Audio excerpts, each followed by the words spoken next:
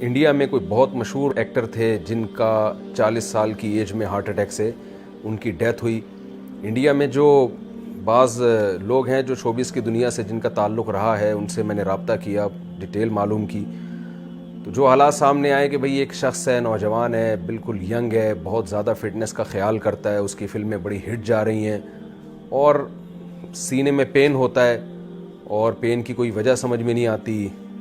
اس کی جو منگیتر ہے یا گرل فرینڈ ہے وہ اسے سلاتی ہے بستر پہ، اور ان کی جو گرل فرینڈ ہے اس کا بیان یہ ہے کہ صبح جب دیکھا گیا تو وہ مردہ حالت میں پایا گیا۔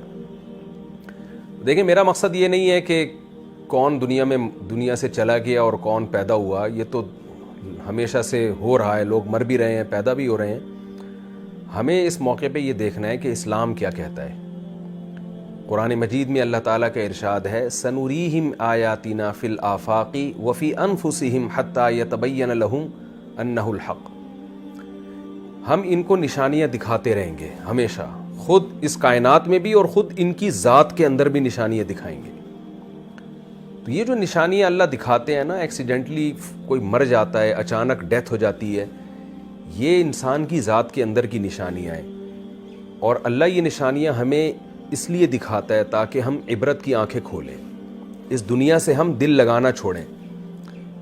آپ سوچئے کوئی مشہور اداکار ہو اور وہ بھی انڈیا کا ہو، اور جس کو لاکھوں کروڑوں لوگ سنتے ہوں، جس کی فلمیں دیکھتے ہوں، جس کے گانے سنتے ہوں، اس نے کیا کچھ سوچا ہوا ہوتا ہے۔ 40 سال تو انسان کی ایسی ایج نہیں ہے، 40 سال میں تو پھل کھانے کا وقت شروع ہوتا ہے۔ آپ ساری زندگی محنت کرتے ہیں۔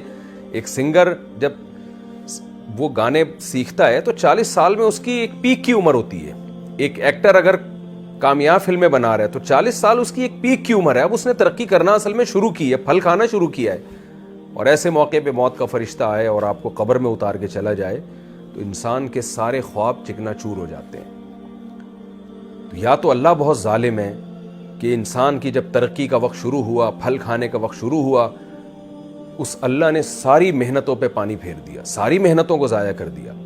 یا تو معاذ اللہ ظالم ہے، یا ہمیں اللہ کو سمجھنے میں غلطی ہو رہی ہے۔ ہم اس دنیا کو اصل سمجھ بیٹھے ہیں۔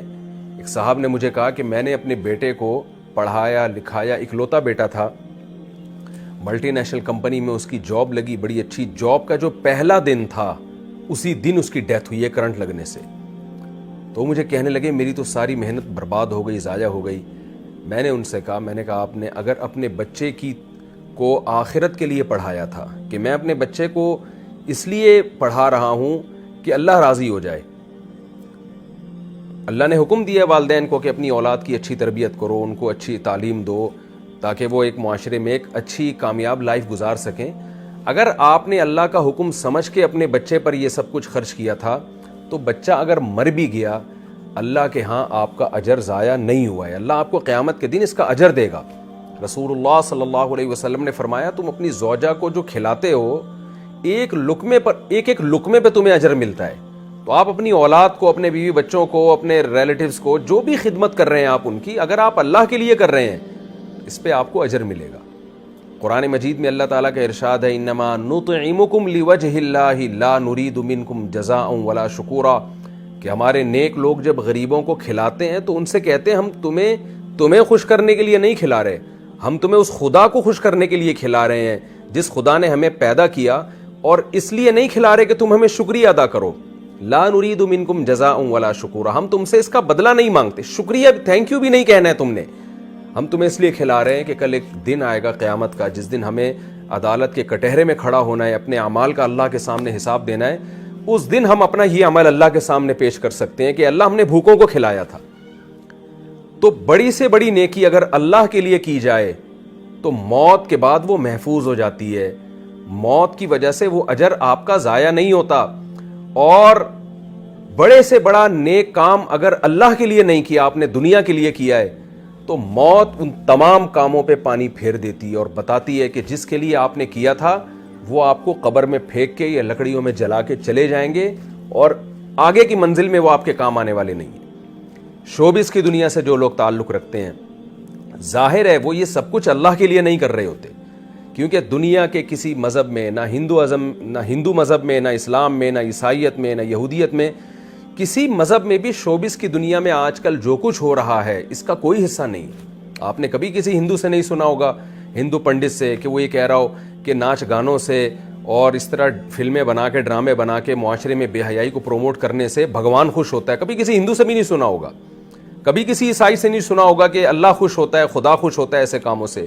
کبھی کسی مسلمان سے نہیں سنا ہوگا، مسلمان اسکالر سے نہیں سنا ہوگا، عالم سے نہیں سنا ہوگا کہ ناچ گانوں میں اور اس طرح جس طرح آج کل فلموں میں لڑکیاں اپنے آپ کو ایکسپوز کر رہی ہیں اور جس طرح جو کچھ بے ہودگی معاشرے میں ان فلموں کے ذریعے پھیلائی گئی ہے، ایک خاندانی نظام ہمارا پورا تباہ ہو کے رہ گیا۔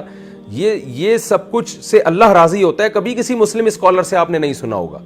ساری دنیا کے تمام مذاہب ایک بات پر متفق ہیں کہ خدا بے حیائی کو پسند نہیں کرتا۔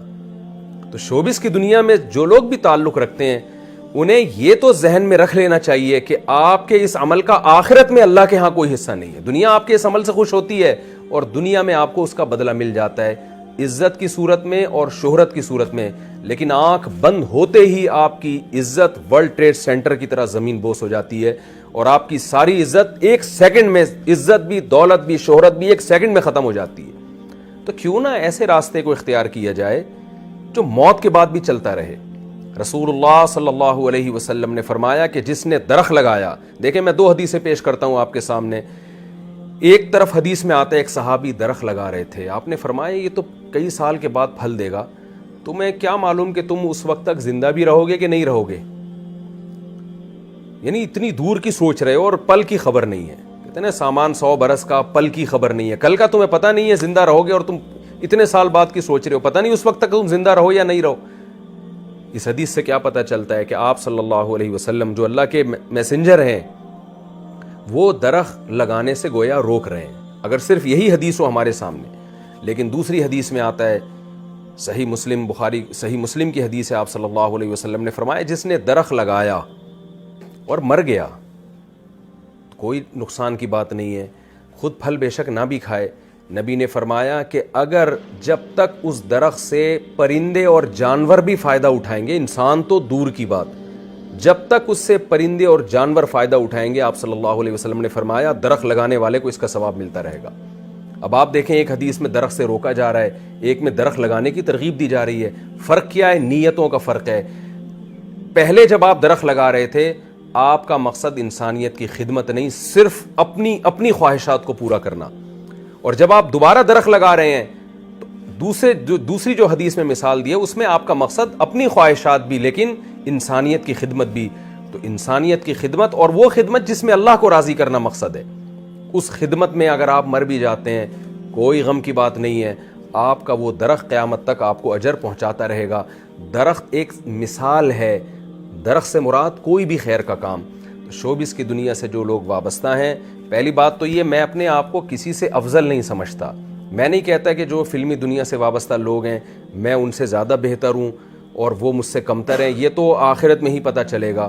اعمال کا مدار انسان کے خاتمے پر ہوتا ہے، آخر وقت اس کا کیسا گزرتا ہے، ہم میں سے کوئی کسی کے بارے میں دعوے نہیں کر سکتا، لیکن ان واقعات سے مجھے بھی عبرت حاصل کرنی چاہیے، آپ لوگوں کو بھی، کہ یہ دنیا ہے کہ کیسے ایک شخص ترقی کی انتہا کو پہنچتا ہے اور ابھی پھل کھانے کا وقت آتا ہے لیکن موت اسے پچھاڑ دیتی ہے، موت سے کوئی نہیں لڑ سکتا اور اسے قبر کے گڑھے میں اتار دیتی ہے، اسے لکڑیوں میں جلوا دیتی ہے اور اس کا سارا کیریئر 2 منٹ کے اندر زیرو ہو جاتا ہے۔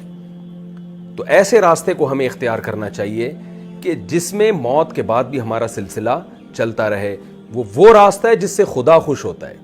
انسان تو دیکھیں زنا سے بھی خوش ہوتا ہے، انسان تو بدکاری سے، آپ چوری کر کے لا کے کسی کو پیسے دینا شروع کر دیں، جس کو آپ دیں گے وہ خوش ہوگا اس سے، لیکن برائی کو کبھی بھی معاشرے میں اس کی حوصلہ افزائی نہیں کی جا سکتی کہ لوگ اس سے خوش ہو رہے ہیں۔ آپ شراب کی دکانیں بند کر دیں، بہت سے لوگ ناراض ہوں گے آپ سے، لیکن خدا خوش ہوگا۔ تو ہمیں سب سے پہلے یہ دیکھنا ہے کہ خدا کن کاموں سے خوش ہوتا ہے، خدا کے کسی سے مفاد نہیں ہے، لہذا خدا انہی کاموں سے خوش ہوتا ہے جس میں انسانیت کا مفاد ہو۔ لوگ کہتے ہیں نا کہ اسمبلیوں میں بیٹھے ہوئے لوگ شراب کو اللیگل کیوں قرار نہیں دیتے، بھئی وہ کیسے اللیگل قرار دیں گے جو خود شراب پی رہے ہوں؟ انسان جب قانون بناتا ہے اپنے مفاد کو دیکھ کے بناتا ہے کہ مجھ پر زد نہ پڑے. خدا جب قانون سازی کرتا ہے وہ تمام انسانوں کو ایک نظر سے دیکھتا ہے. جس خدا نے یعنی قانون سازی کی ہے اس خدا نے شراب کو بھی حرام قرار دیا. اس خدا نے کہا ان اللہ لا یامر بالفحشاء، وہ بے حیائی کو پسند نہیں کرتا، کیونکہ بے حیائی میں ہمارا خاندانی نظام تباہ و برباد ہوتا ہے. عورت کو لوگ بیوی بنا کے عزت کے ساتھ گھر لانے کے لیے تیار نہیں ہوتے، گرل فرینڈ بناتے ہیں، اس سے اپنی خواہش پوری کرتے ہیں، اور جب وہ استعمال کے قابل نہ رہے تو ٹیشو پیپر کی طرح اس کو نظر انداز کر دیا جاتا ہے، پھینک دیا جاتا ہے. تو اس میں عورت کا استحصال ہے. اور جب بے حیائی معاشرے میں نہیں ہوتی تو مرد عورت کو عزت کے ساتھ بیوی بنا کے لے کر آتا ہے، اس کے حقوق ادا کرتا ہے. شوبز کی دنیا سے جو وابستہ لوگ ہیں اور جس طرح سے ہمارے معاشرے میں ڈراموں اور فلموں کو فروغ دیا جا رہا ہے، اس سے معاشرے میں بے حیائی پھیل رہی ہے، اس سے معاشرے میں خیر نہیں پھیل رہی، اس سے فیملی سسٹم، خاندانی نظام تباہ و برباد ہو رہا ہے. تو اس لیے خاص طور پر شوبز کی دنیا سے وابستہ لوگ، ان کو عبرت حاصل کرنی چاہیے ان واقعات سے. کہ اب آپ بتائیے، ایک آدمی نے اپنی فٹنس کا بے انتہا خیال کیا. میں نے جو انڈیا میں بعض جن سے میری سلام دعا ہے، شوبز کی دنیا سے وابستہ رہے ہیں وہ لوگ، ان سے میں نے پوچھا، انہوں نے بتایا کہ یہ روزانہ ایکسرسائز کیا کرتے تھے، بہت زیادہ، یعنی ایک مثالی ان کی جو فٹنس تھی ایک مثالی تھی. کہیں سے بھی کوئی دور سے بھی یہ نہیں کہہ سکتا تھا کہ یہ شخص کوئی ہارٹ پیشنٹ ہو سکتا ہے. لیکن دیکھیں کیسے موت نے آ کے پنجے گاڑے ہیں اور سنبھلنے کا موقع نہیں دیا، اور کیسے موت نے جو ہے پچھاڑا ہے.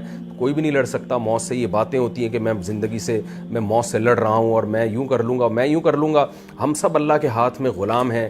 ہماری باڈی پہ ہماری مرضی نہیں چلتی، اس خدا کی مرضی چلے گی جس نے ہمیں بنایا اور پیدا کرتے ہی ماں کی چھاتیوں میں دودھ پیدا کر کے بتا دیا کہ جو پیدا کرنے والا ہے وہ غافل نہیں ہے. یہ سارے کام آٹومیٹک نہیں ہو رہے، ایک کوئی اتفاق سے نہیں ہو رہے ہیں.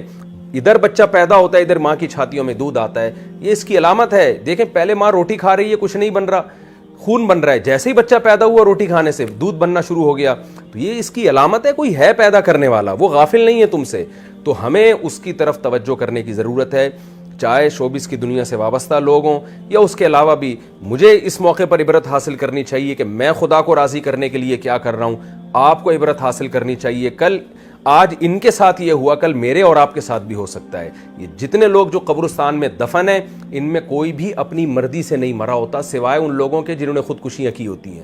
باقی سارے کوئی بھی اپنی مرضی سے نہیں مرا ہوتا. ایسے حادثات ہو جاتے ہیں، ایسی بیماریاں آتی ہیں جو ہم نہیں چاہتے آئیں، لیکن آتی ہیں وہ بیماریاں. اور ہمیں فطرت یہ بتا رہی ہوتی ہے کہ تم پر تمہاری مرضی نہیں چلتی، بنانے والے کی مرضی چلتی ہے. خوش قسمتی کی بات یہ ہے کہ اس بے وفا دنیا سے دوستی نہ لگائی جائے، دوستی اسی خدا سے لگائی جائے جس نے ہمیں بنایا ہے، اور پھر اس کو راضی کرنے کے لیے کام کیے جائیں. اللہ تعالیٰ سے دعا ہے کہ اللہ یہ اور اس جیسے واقعات جو ماضی میں ہوتے رہے اور